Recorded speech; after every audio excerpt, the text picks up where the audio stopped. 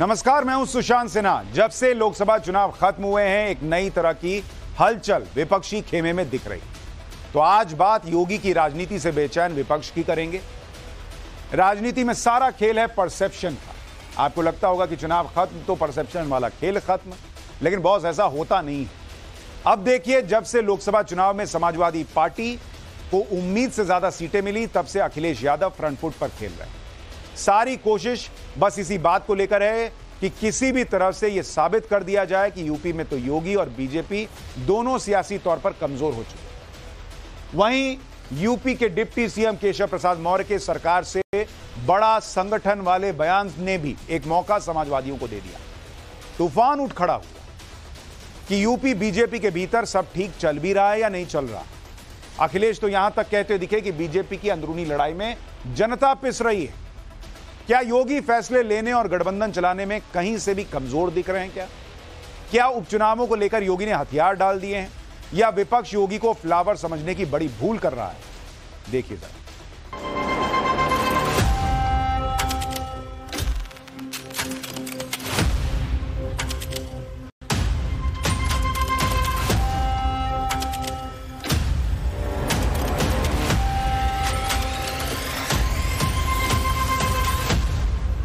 राजनीति शह और मात का खेल है। बिसातें हर तरफ बिछी हैं, चालें हर एक कदम पर कसी हैं।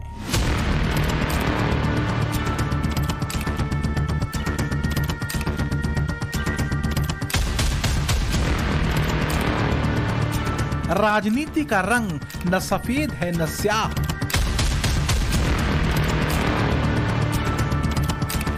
शह और मात के खेल में भीतर और बाहर की कसी हुई चालों के फेर में कौन बड़ा है, प्यादा, वजीर या फिर बादशाह?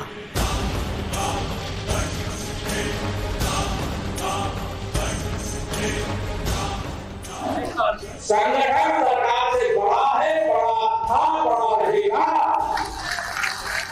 आत्मविश्वास में कि हम तो जीत ही रहे हैं, तो स्वाभाविक रूप से वहां पर कहीं न कहीं हमें खामियाजा भी भुगतना पड़ता है। कि भारतीय जनता पार्टी के लोग आपस में लड़कर के और कुर्सी की लड़ाई में पूरा एडमिनिस्ट्रेशन खत्म कर दिया। तमाम ऐसे कुछ अधिकारी हैं कि अंदर से हाथी साइकिल पंजा है और ऊपर से कमल। हम तो पहले से कह रहे हैं।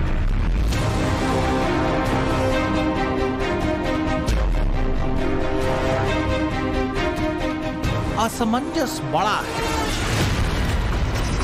संकट जैसे मुंहबाए खड़ा है।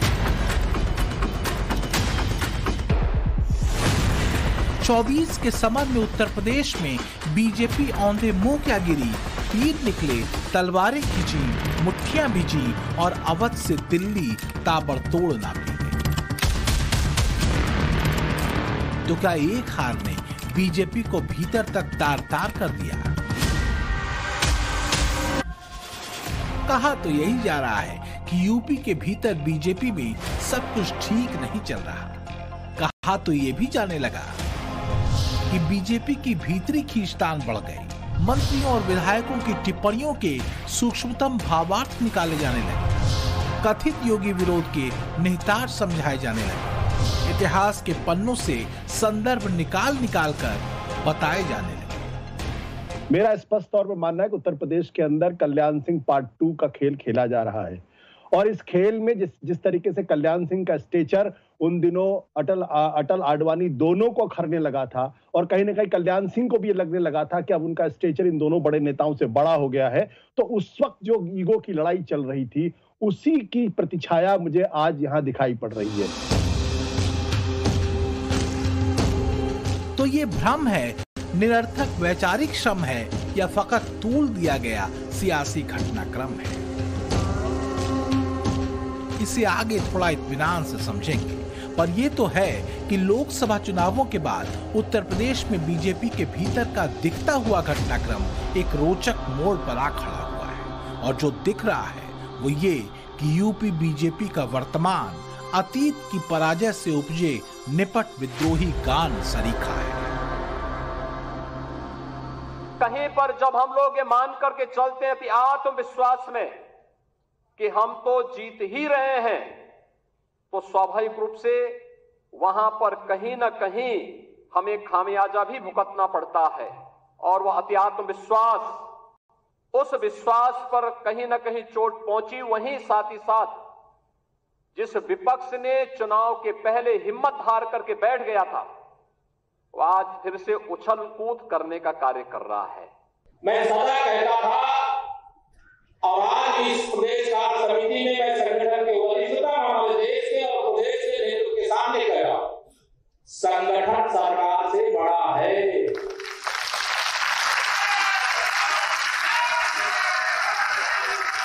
संगठन से बड़ा कोई नहीं होता है। संगठन सरकार से बड़ा है, बड़ा था, बड़ा रहेगा।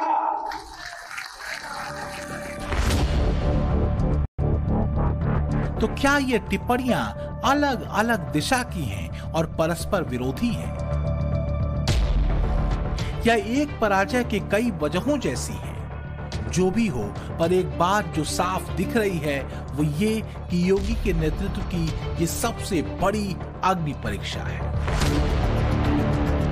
क्योंकि परिस्थितियां विपरीत हैं। प्रतिकूल परिस्थितियों से उपजे सुर सख्त हैं और गहरे संकेतों वाले हैं। योगी के नेतृत्व का असली परीक्षण इसलिए भी है क्योंकि विपरीत परिस्थितियां कई हैं। 4 जून के परिणामों का झटका, सरकार के भीतर के विवाद, संगठन बनाम सरकार की खींचतान और विरोधी विपक्ष के रणनीति को हल्के में लेना। सवाल ये भी है कि क्या सरकार और संगठन के लिए उपयोगी माने जाने वाले योगी के खिलाफ संगठन में ही भीतरघात का कोई षड्यंत्र रचा जा रहा है, क्योंकि संकेत एक नहीं कई हैं। यूपी में पीएम मोदी का सबसे भरोसेमंद चेहरा रहे हैं सीएम योगी। मोदी खुद योगी को यूपी के लिए उपयोगी बताते रहे। मोदी के dream project Kashi Vishwanath corridor से लेकर राम मंदिर निर्माण तक में योगी की भूमिका बेहद अहम रही। मतलब यह कि यूपी का विकास का नक्शा बनाने और उसे 100% जमीन पर उतारने में पीएम मोदी के सबसे भरोसेमंद चेहरे योगी रहे। अब तरह तरह के नैरेशन योगी की लीडरशिप को लेकर गढ़े जा रहे हैं। तो क्या यूपी में फ्लॉप हुए मिशन 80 के बाद यह लाइन बड़ी मजबूती से ड्रॉ करने की कोशिश की जा रही है कि योगी पार्टी के भीतर ही आलोचनाओं से घिर चुके हैं?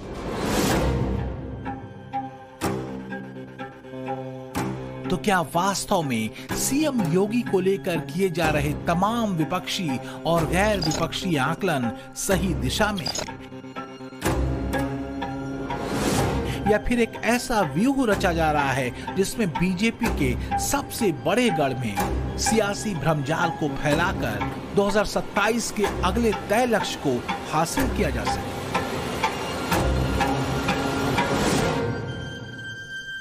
दरअसल जिस टिप्पणी को खींचकर योगी के चारों तरफ व्यूह रचा जा रहा है वो है यूपी के डिप्टी सीएम केशव प्रसाद मौर्य के संगठन और सरकार के पैरामीटर पर कही गई बात,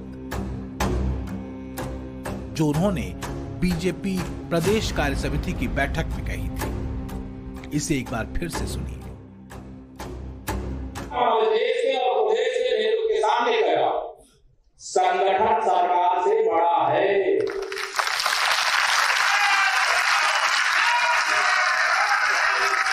संगठन से बड़ा कोई नहीं होता है। संगठन सरकार से बड़ा है, बड़ा था, बड़ा रहेगा। संगठन सरकार से बड़ा है। जिस समय केशव प्रसाद मौर्य ने ये बयान दिया उस समय मंच पर सीएम योगी और प्रदेश अध्यक्ष भूपेंद्र सिंह चौधरी भी मौजूद थे। उनके बयान के तरह तरह के मायने निकाले जाने शुरू हो गए। किसी ने कहा केशव प्रसाद मौर्य ने कार्यकर्ताओं का मनोबल बढ़ाने के लिए ऐसा कहा, तो किसी ने समझाया कि सरकार से नाराजगी की वजह से उन्होंने कहा और सीधे योगी को चुनौती दी। संगठन और सरकार को लेकर दिए गए इसी बयान को संगठन बनाम सरकार बताते हुए विपक्ष ने एक अलग ही नैरेटिव खींच दिया। अखिलेश यादव ने तो यहाँ तक कह दिया कि बीजेपी की आपसी लड़ाई में प्रदेश के सिस्टम का बंटाधार हो रहा है। हम सावधान करना चाहते उत्तर प्रदेश की जनता को भी कि भारतीय जनता पार्टी के लोग आपस में लड़ करके और कुर्सी की लड़ाई में पूरा एडमिनिस्ट्रेशन खत्म कर दिया है। तो क्या बीजेपी के अंदरूनी खींचतान के शोर में समाजवादी पार्टी को दो आंखें मिल गई?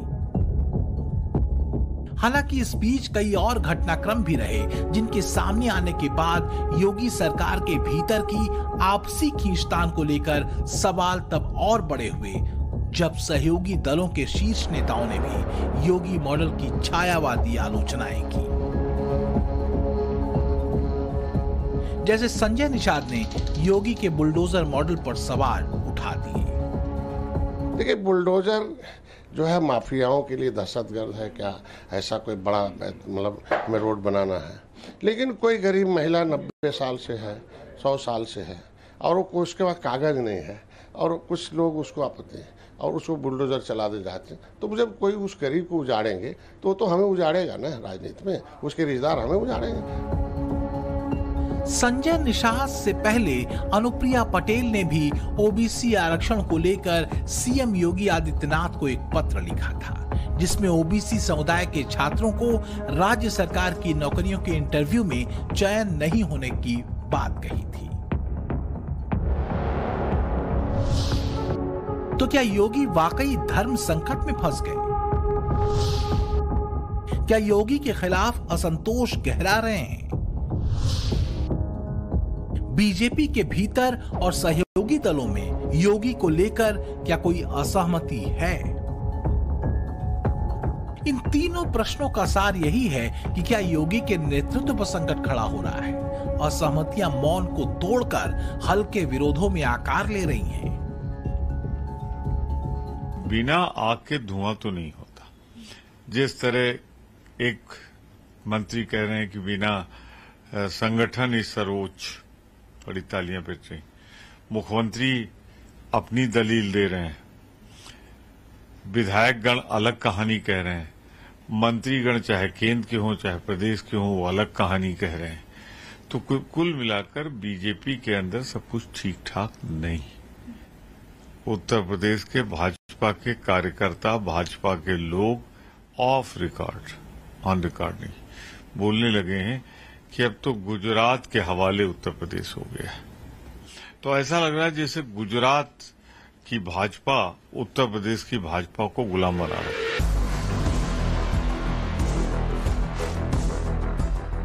गुलाम और बादशाह के पत्ते फेंटकर कांग्रेस हवा भरने में मशगूल है, तो समाजवादी अखिलेश यादव एक अलग फ्रीक्वेंसी पर बीजेपी को ट्यून करते दिख रहे हैं। पहले बयान, फिर ताबड़तोड़ ट्वीट। बीजेपी पर तंज कसते हुए अति उत्साहित अखिलेश ने मॉनसून ऑफर तक दे दिया, 100 लाओ सरकार बनाओ। गजब राजनीति साधी जा रही है यूपी के भीतर। अब जरा देखिए कि अखिलेश यादव को यह लग रहा है कि लोहा गर्म है, योगी राज पर चोट करने का यह मौका बिल्कुल सही है। खुल्लम खुल्ला ऑफर चल रहा है, लेकिन यूपी के डिप्टी सीएम केशव प्रसाद मौर्य ने अखिलेश का जवाब भी दे दिया कि भैया चक्कर में मत रहो, 2017 वाला फॉर्मूला 2027 में पटखनी आपको देकर रहेगा। केशव प्रसाद मौर्य ने तो अखिलेश को यहां तक कह दिया कि मुंगेरी लाल की तरह सपने कोई भी देख सकता है, लेकिन यह पूरा होने वाला नहीं। इसमें कोई शक नहीं कि लोकसभा चुनाव में तय लक्ष्य से काफी पीछे छूटी बीजेपी एक बड़े संकट के दौर से गुजर रही है और इस हार ने अंतर विरोधों या कहें अंतर कलह को भी सतह पर ला दिया है। पर सीएम योगी एक्शन में यूपी में बीजेपी के लिए फिर से एक मजबूत परसेप्शन बनाने के लिए सबसे बड़ा मौका है 10 सीटों पर होने वाले उपचुनाव। टारगेट 8 से 9 सीटों पर विजय पाने का है और अगर ऐसा कर पाने में योगी कामयाब होते हैं तो सीएम योगी अपने सामने खड़ी चुनौतियों का मुंह तोड़ जवाब दे सकते हैं। ये चुनौतियां 2 स्तरों पर हैं। पार्टी के भीतर और सहयोगी दलों की आलोचनाएं और इससे बीजेपी विरोधी नैरेटिव तैयार करने में लगा विपक्ष और विपक्ष के बीजेपी और योगी सरकार पर तीखे हमले। भारतीय जनता पार्टी अपने हारे हुए लोगों के साथ खड़ा होना चाहती है या हारे हुए लोगों के साथ खड़ा होना चाहती है। कुर्सी की लड़ाई में जनता बहुत परेशान है। इस सब के बावजूद जो सबसे अहम और गंभीर है वो है केशव प्रसाद मौर्य और सीएम योगी के बीच बढ़ती दूरियों को लेकर उठ रहा शोर। क्या वाकई दोनों के बीच वैचारिक मतभेद ने बीजेपी के लिए यूपी में संकट को बढ़ा दिया है? अखिलेश का मॉनसून ऑफर समाजवादी पार्टी के प्रवक्ताओं की जुबान पर भी चढ़ा और बीजेपी से उसको भरपूर जवाब भी मिला। किसी को लगता है कि हम बड़े कद के नेता हैं, हमारा कद बड़ा है उत्तर प्रदेश में, हमारी वजह से सरकार बनी थी, तो उनको अपने सम्मान को और अपनी जो उनके तमाम सारे फॉलोअर हैं उनके बारे में सोचना चाहिए। 100 लाओ, मुख्यमंत्री की गद्दी पाओ, सरकार बनाओ और सम्मान पाओ। कहना चाहूंगा 100 लाओ नहीं, पहले अपना मूलधन बचाओ। जिस वोट बैंक के चक्कर में 2 लड़के साथ आए थे, अब एक लड़का बड़का हो गया है, वो लोकसभा में नेता प्रतिपक्ष हो गया है। अपना वोट बैंक बचाओ, बाद में आकर यहां ज्ञान बखारो। सीएम योगी टीम 30 के साथ उपचुनाव की रणनीति को कस रहे हैं। दूसरी तरफ अखिलेश का अपना माइंड गेम चल रहा है। अब इस माइंड गेम को भी आपको मैं समझाता हूं। देखिए, सत्ता और सियासत की लड़ाई में माइंड गेम बड़ा अहम होता है। साइकोलॉजिकल वॉर लीडर पर असर करे ना करे, कार्यकर्ताओं के मनोबल पर असर कर सकता है। अब 400 पार वाला नारा क्या था? विपक्ष और उसके कार्यकर्ताओं पर दबाव बनाने का माइंड गेम ही तो था। इसका मध्य प्रदेश, छत्तीसगढ़, ओडिशा जैसे राज्यों में ऐसा असर हुआ कि कांग्रेस सरेंडर मोड में चली गई और वहां बीजेपी ने क्लीन स्वीप किया। तो क्या अब यही माइंड गेम अखिलेश खेल रहे हैं मॉनसून वाला ऑफर देकर, और ये कह रहे हैं कि बॉस यूपी में बीजेपी की हालत पतली हो गई है? राजनीतिक पंडित तो यहां तक कहते हैं कि अखिलेश का मॉनसून ऑफर वाला राग मल्हार दरअसल 7 सालों के सत्ता वनवास की पीड़ा से उठा है।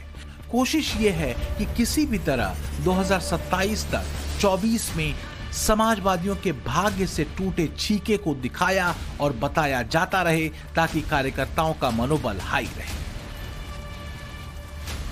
हालांकि इस बात से इनकार नहीं कि लोकसभा चुनावों के बाद बीजेपी के लिए चुनौतियां बढ़ी हैं। यूपी में योगी के लिए तो और भी ज्यादा बढ़ी हैं। लेकिन यह भी समझना होगा कि बड़े फैसले लेने में योगी कहीं से भी कमजोर नहीं दिख रहे। जैसे कि कांवड़ यात्रा को लेकर जारी हुए योगी के सर्कुलर को ही देखिए, जो कांवड़ यात्रा के रास्तों पर लागू होगा।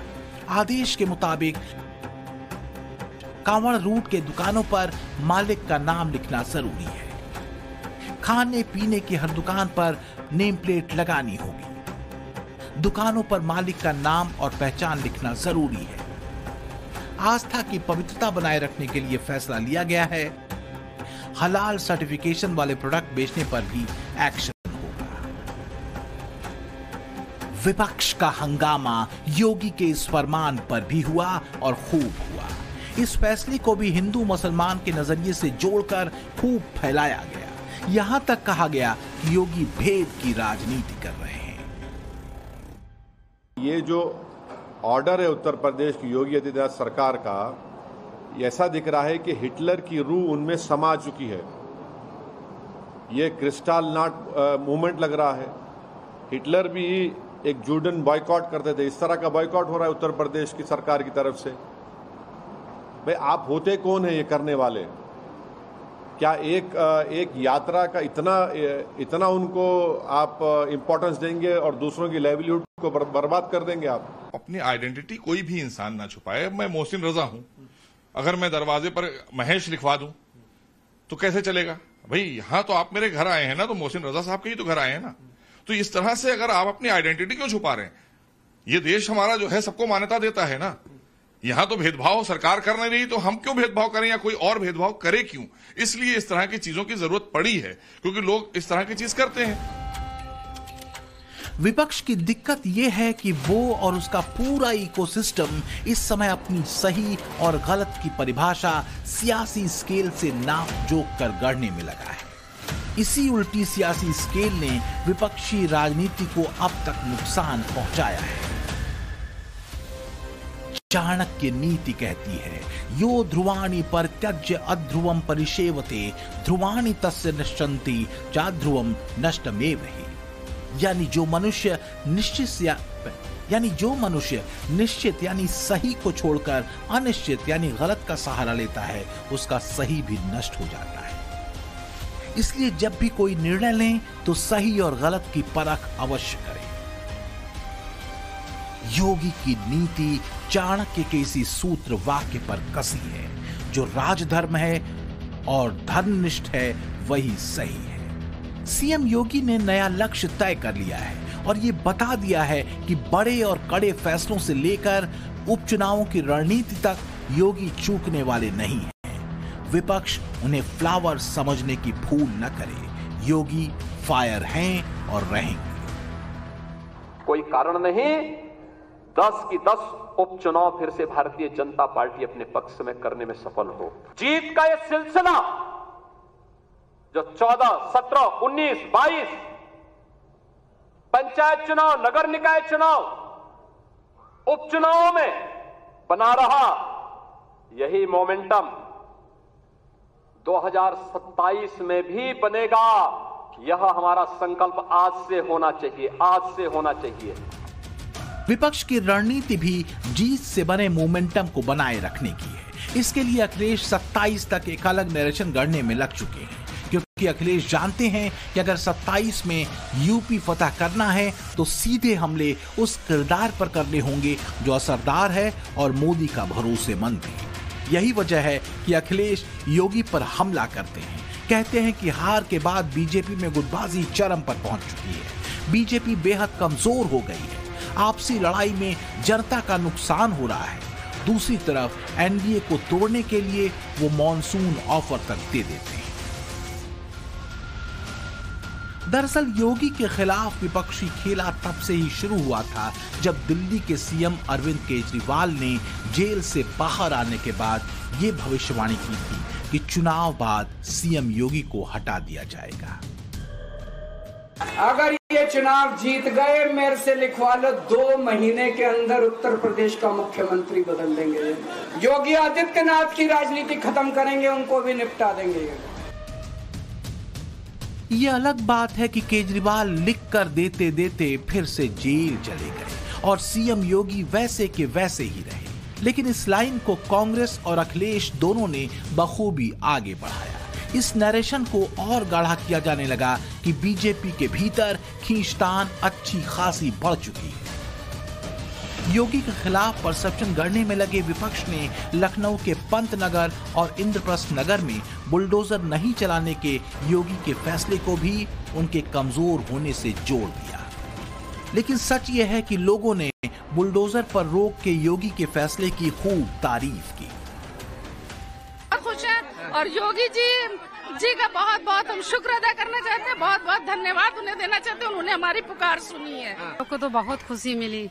हमारा लोग का घर नहीं जा रहा। योगी मोगी का शुक्रिया। कम भरा एक माहौल था, अब जिंदगी में खुशियाँ फिर से वापस आ गई। खुशियाँ लौट आई। जी बिल्कुल लौट आई है। हम लोग श्रीमान जी को तहे दिल से उनको धन्यवाद करते हैं। आज बेटियां बहुत खुश है भाई, और मैं चाहती हूँ एक बार मैं योगी जी से मिल लूँ। अच्छा, इसमें कोई शक नहीं है कि यूपी बीजेपी हार से स्तब्ध है, लेकिन यह भी सच है कि कम से कम योगी के चेहरे और काम को लेकर कहीं कोई इफ एंड बट नहीं। असल मुद्दा है संगठन को एक बार फिर से रिवाइव करने का, कार्यकर्ताओं में नए सिरे से उत्साह भरने का। कहीं ऐसा तो नहीं कि सरकार और संगठन के बीच संवाद की शिथिलता ने बीजेपी का बेड़ा गर्क किया।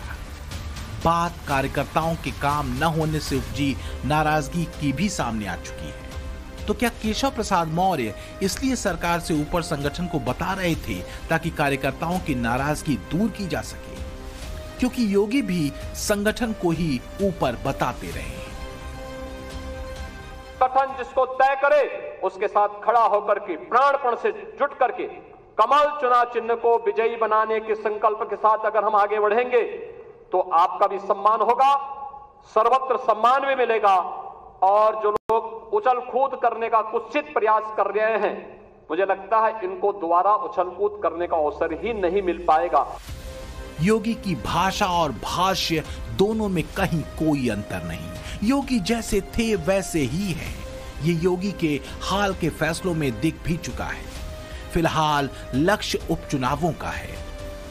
अगर इसमें बीजेपी डिस्टिंक्शन से पास हो जाती है तो इस बात का एहसास अखिलेश और उनकी नई नई मित्र बनी कांग्रेस को भी हो जाएगा कि योगी फ्लावर नहीं फायर है।